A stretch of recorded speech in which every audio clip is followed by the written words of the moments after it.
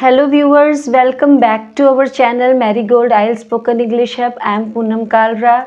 We will be teaching you English and आज के इस वीडियो में मैं सबसे पहले तो आपको एक्टिव पैसिव जैसा कि आप जानते हैं हम लोग कर रहे थे, तो उसमें मैंने आपको बोला था कि मैं एक्टिव पैसिव में इंटेरोगेटिव सेंटेंसेस आप कैसे सॉल्व करते हैं वो हम देखेंगे।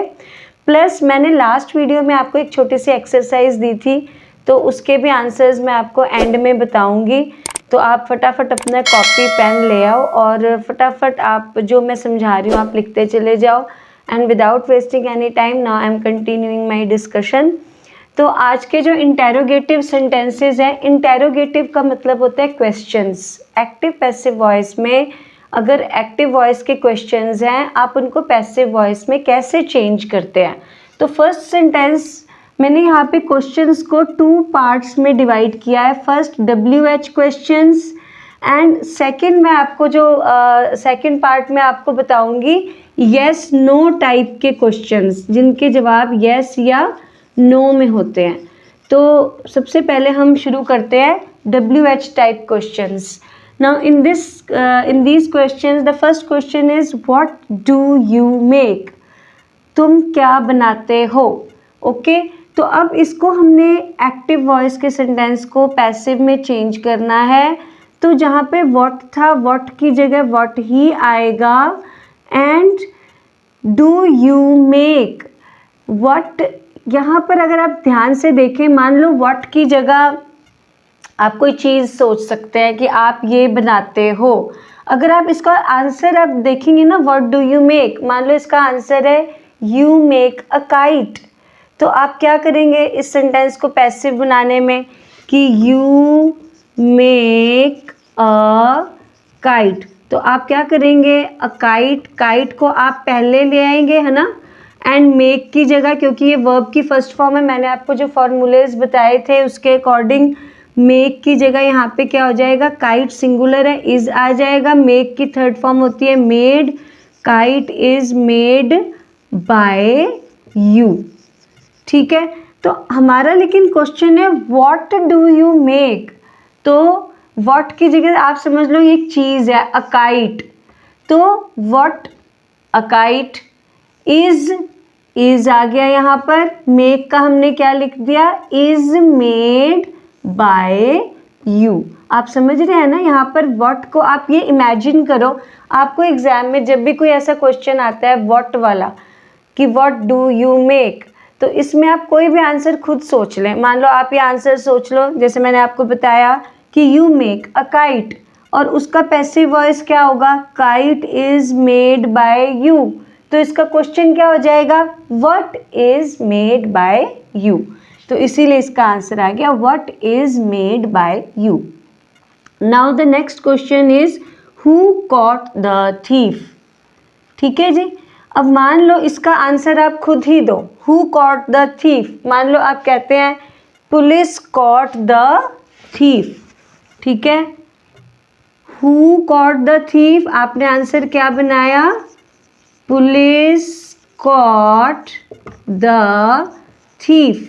अब इसकी पैसिव वॉइस क्या हो जाएगी, द थीफ, क्योंकि ये सेकंड फॉर्म ऑफ वर्ब है, इसका रूल क्या है, यहाँ पे वॉज के साथ थर्ड फॉर्म आ जाएगी। The thief was caught by police. ठीक है, तो आप भी ऐसे ही शुरू करेंगे, the thief was caught by, पर यहाँ पर तो हु लिखा है, हमें नहीं पता किसने कॉट की, तो हु का चेंज होके यहाँ पे हो जाएगा हूम। इसलिए आप हमेशा ध्यान रखना, इसको अगर मैं हिंदी में बोलूँ तो इसका हिंदी होगा कि थीफ किसके द्वारा पकड़ा गया, हूम, बाय हूम मतलब किसके, हूम का मतलब होता है किसका, हु का मतलब है कौन, किसने थीफ को पकड़ा, और इसका उल्टा। तो आप हु की जगह मान लो, इमेजिन कर लो कि यहाँ पे पुलिस है, the thief was caught by police, तो पुलिस तो हमने इमेजिन किया था, पर यहाँ पे था क्या, हूम आ जाएगा। ये मैं टेक्निक आपको इसलिए बता रही हूँ, इससे आपको अपने सेंटेंस का स्ट्रक्चर के बारे में पता लग जाएगा और आप कोई गलती नहीं करोगे एग्जाम में। जैसे यहाँ पे मैंने आपको कहा कि व्हाट डू यू मेक, तो आप इसकी जगह इसका आंसर सोचो, यू मेक काइट, तो आंसर हो जाएगा kite is made by you. तो काइट की जगह हम यहाँ पे क्या लिख देंगे, what is made by you. Now third, why did government make laws, government ने लॉज क्यों बनाए, तो इसका क्या हो जाएगा, आप यहीं पे देख लो, गवर्नमेंट मेक लॉज, ठीक है, पास्ट का सेंटेंस है। अब इसका आंसर है गवर्नमेंट मेड लॉज, ओके, तो इसका क्या हो जाएगा, laws were made by the government, ठीक है, laws were made by the government. लेकिन यहाँ पे वाई है तो आप वाई को वाई ही रहने देंगे, वाई आपका आंसर क्या आ रहा था, the laws were made by government, okay. अब हमने, लेकिन हमारा जो सेंटेंस है हमने उसमें वाई लगाया, आप देख सकते हैं। तो वाई के लिए आप हमेशा इंटेरोगेटिव में ना एक रूल होता है कि क्वेश्चन के बाद पहले वर्ब आती है, जैसे यहाँ पे व्हाट के बाद हेल्पिंग वर्ब आई इज, और ऐसे ही वाई के बाद आएगा वर। आपका आंसर था the laws were made by government, पर यहाँ आप ऐसे नहीं लिख सकते why the laws were made by government, वो गलत हो जाएगा। आपको वर को पहले लाना पड़ेगा, वर हमेशा इसके साथ होता है, इंटेरोगेटिव जो वर्ड होता है ना। तो हमने द लॉज वर मेड ऐसे नहीं लिखा, हमने क्या लिखा, वर को हमने यहाँ से हटा के शुरुआत में ले आए, why were the laws made by government. Now the next sentence, which book are you buying, आप कौन सी बुक खरीद रहे हो, विच की जगह विच आ गया, बुक की जगह बुक आ गया। इसको अगर आप हिंदी में पैसिव वॉइस में बनाए तो ये बनेगा कि आपके द्वारा कौन सी बुक खरीदी जा रही है, विच book is being bought by you. Buying का मैंने आपको बताया था ING है, ING जहाँ पे हो वहाँ पे बीइंग लगता है, और बुक सिंगुलर है इसलिए इज लगेगा, तो which book is being bought by you. Next sentence is when does boy play chess, तो इसको अगर हम सिंपल देखें तो हमारा जो सेंटेंस है वो क्या होगा, बॉय प्लेज चेस, ओके।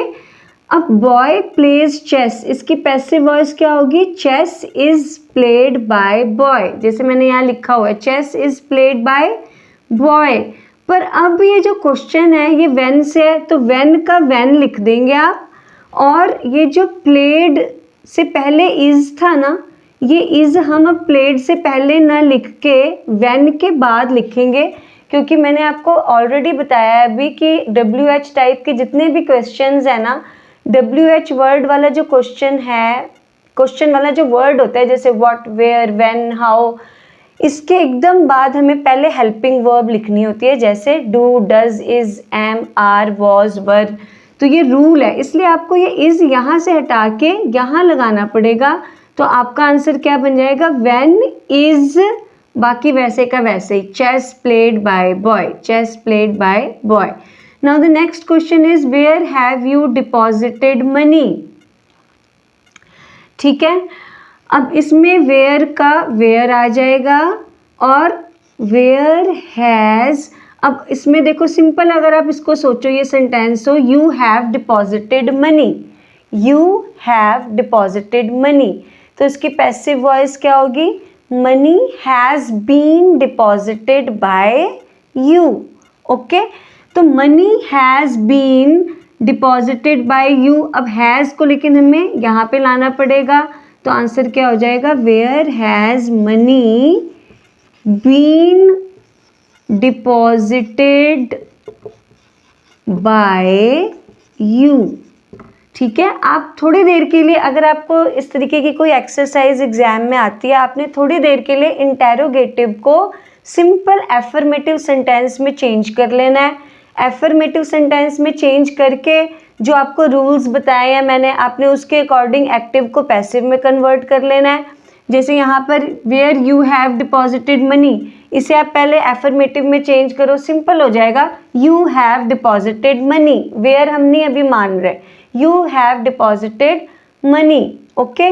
अब you have deposited money, now we will change it into the passive voice. What will be the sentence?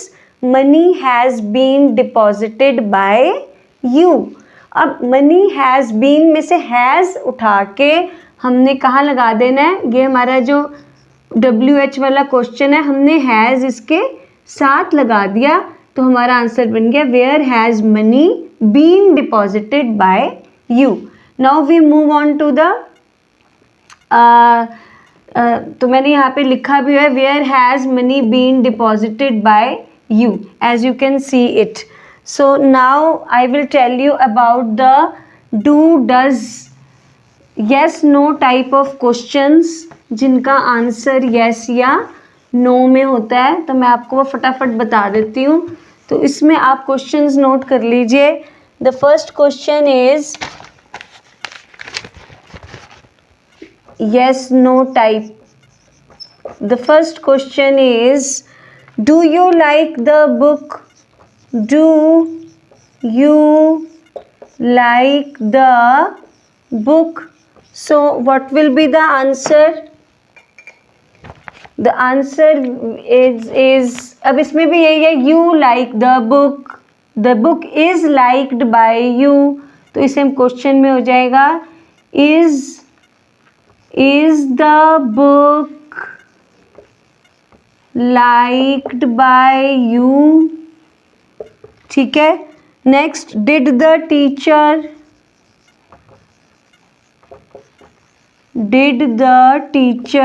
take class। तो बेटे इसको अब आप सोचो, अगर इसको सिंपल बनाएंगे तो इसका आंसर हो जाएगा टीचर took the class। ठीक है, ऐसे द टीचर टुक क्लास, तो इसका पैसिव वॉइस हो जाएगा class was taken by the teacher. ठीक है, अब इसी को इंटेरोगेटिव में करना है तो आपको क्या करना पड़ेगा, वॉज को पहले ले आओगे आप, was class taken by the teacher.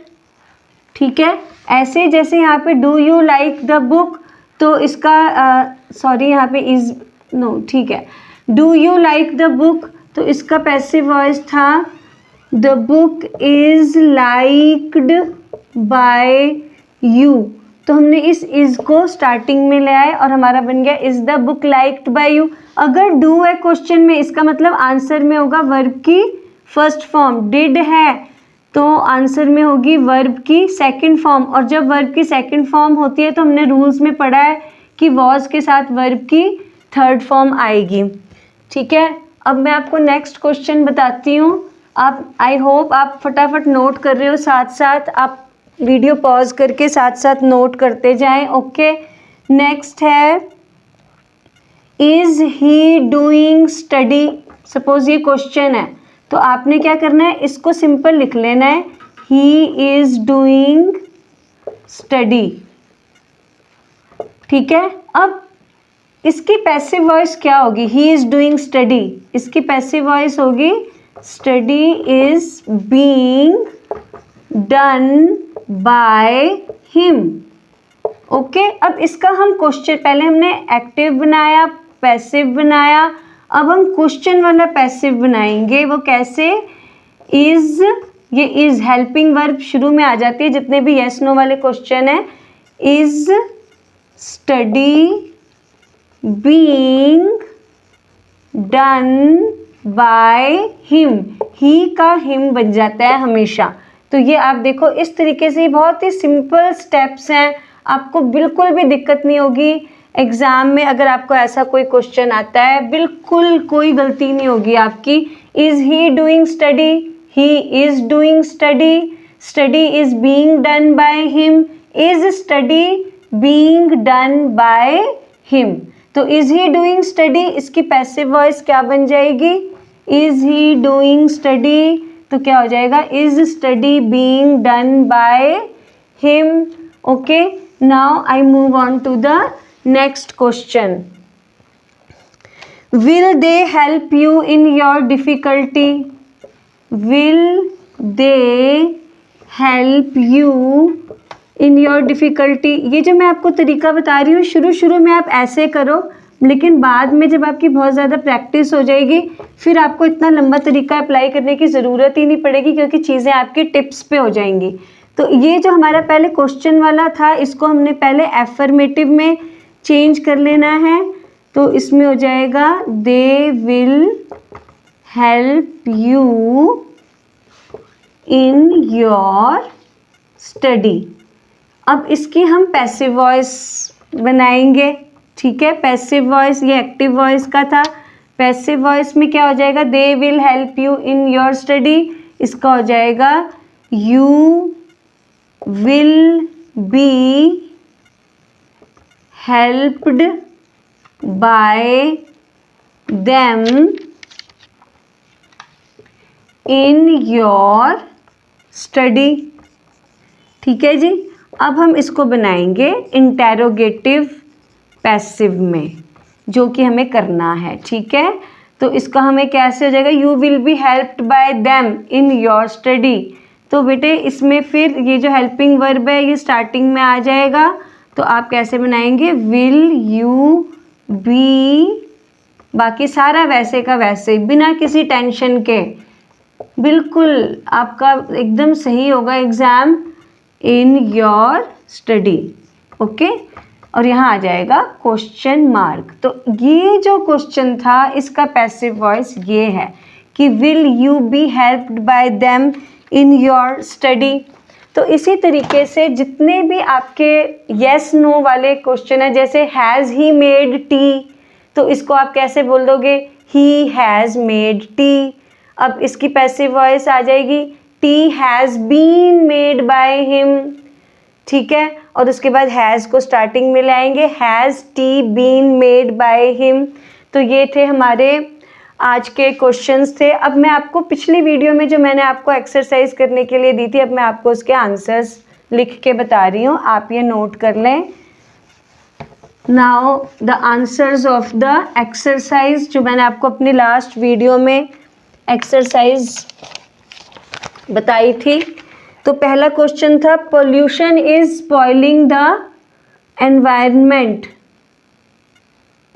ठीक है। Pollution is spoiling the environment, तो इसकी पैसिव वॉइस होगी कि the environment is being spoiled bye pollution, ये आप चेक कर लेना, ठीक है। सेकंड मैंने आपको क्वेश्चन दिया था, क्वेश्चन 2 दिया था मैंने आपको, Ramesh was counting the coins in the box. तो मैं सिर्फ आंसर लिख रही हूँ, लास्ट वीडियो में आप देख सकते हैं मैंने जो क्वेश्चन दिए थे, Ramesh was counting the coins in the box. तो इसका आंसर है the coins in the box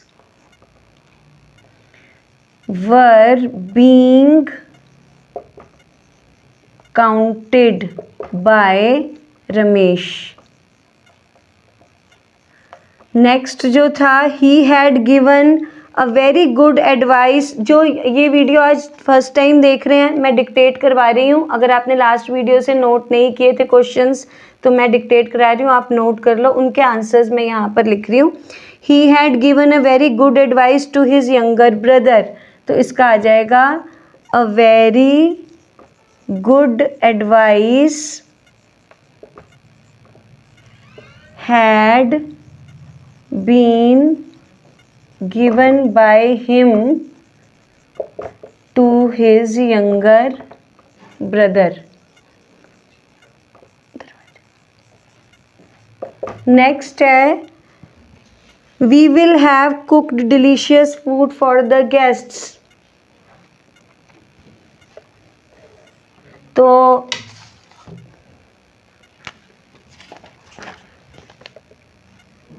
delicious food will have been cooked for the guests by us. तो वी का इसमें अस हो गया। नेक्स्ट क्वेश्चन था, she is parking her car in the premises. her car is being parked by her in the premises. Next, teachers must follow a regular routine of discipline. A regular routine of discipline must be followed by teacher. ये जितने भी हमने change किए हैं, मेरे last to last video में मैंने आपको ये सारे रूल्स बताए हुए हैं, तो आप वो वीडियो देख सकते हैं. Next, he would plan a creative holiday for us. तो इसका हो जाएगा a creative holiday would be planned by him. He का हमने यहाँ पे हिम कर दिया है. For us. And the last sentence was people have taken a wise decision. तो इसका आंसर है a wise decision has been taken by people. तो आप ये वीडियो पॉज करके ये सारे आंसर्स अपने नोटबुक पे लिख सकते हैं. एंड अगर अभी आप इस चैनल पे न्यू हैं तो आप अभी सब्सक्राइब करें एंड बेल आइकन प्रेस करें ताकि आपको आने वाली वीडियोस की नोटिफिकेशन मिले. Have a nice day all of you. God bless you.